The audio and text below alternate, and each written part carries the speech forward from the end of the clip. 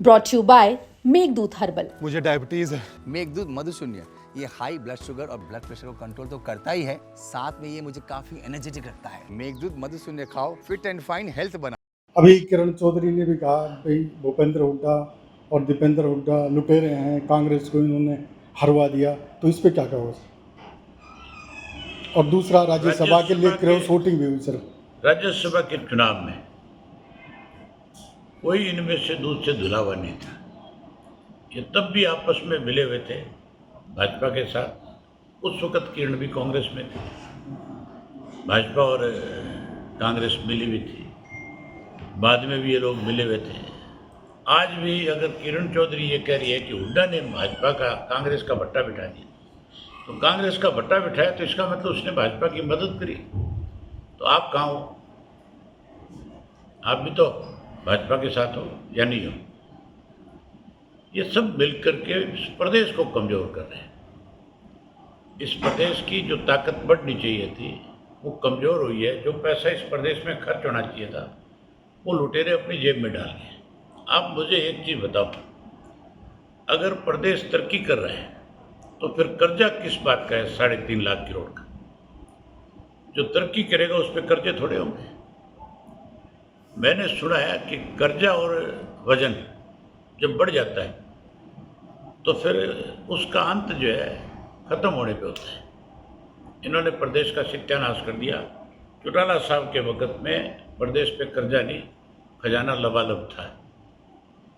आज सारा पैसा खा गए, कागजों में दिखाया गया है, खर्च कहीं नहीं हुआ।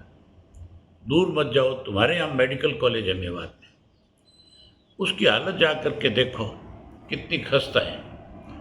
वहाँ मरीज के अगर इन्फेक्शन नहीं है, उस हॉस्पिटल में एडमिट होने के बाद इन्फेक्शन से लोग मर जाते हैं। डॉक्टर जो है इलाज करने से कतराते हैं, स्टाफ है ही नहीं। जब ये हालत होगी तो फिर क्या होगा? स्कूलों में यहाँ टीचर नहीं है तुम्हारे मेवात में, रिजल्ट तुम्हारे यहाँ जीरो आते हैं।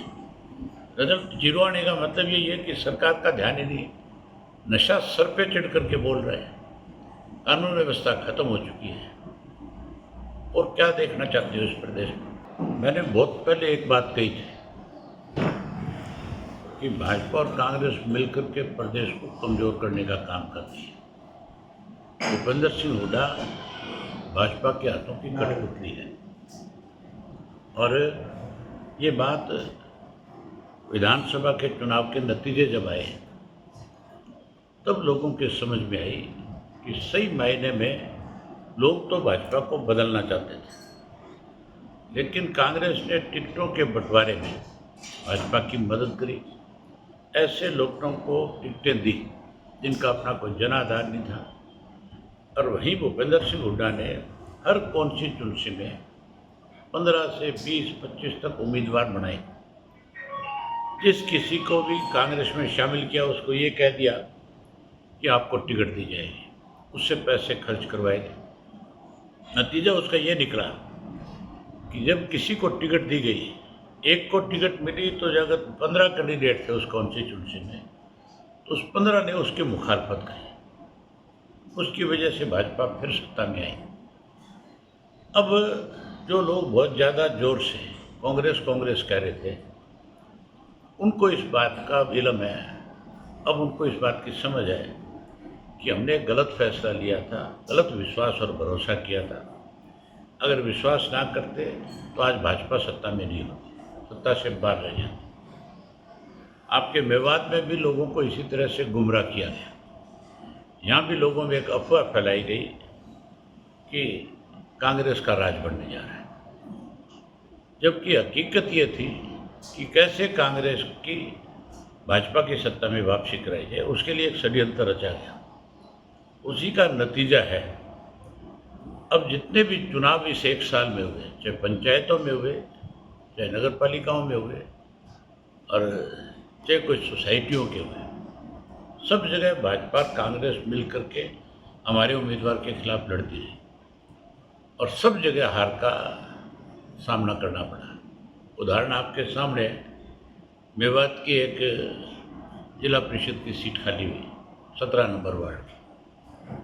वहाँ पे बीजेपी, कांग्रेस, जेजेपी और छोटे मोटे जो राजनीतिक लोग थे यहाँ पे, चाहे जिन्होंने चुनाव लड़ा नहीं लड़ा, सारे इकट्ठे थे और सब मिलकर के भाजपा के उम्मीदवार की मदद कर रहे थे। बावजूद उसके हमारा उम्मीदवार 1000 से भी ज़्यादा वोटों से जीत हासिल करने के काम किया। अब बदलाव आ रहा है, ये केवल मेवात में नहीं, पूरे प्रदेश में है। हमने अपना संगठन के ऊपर समय लगा रहे हैं। जैसे पूरा संगठन खड़ा हो जाएगा प्रदेश भर में, उसके बाद हम पूरे प्रदेश में लोगों से संपर्क करेंगे, मिलेंगे और इनकी मिली भगत की पोल खोलने का काम करेंगे।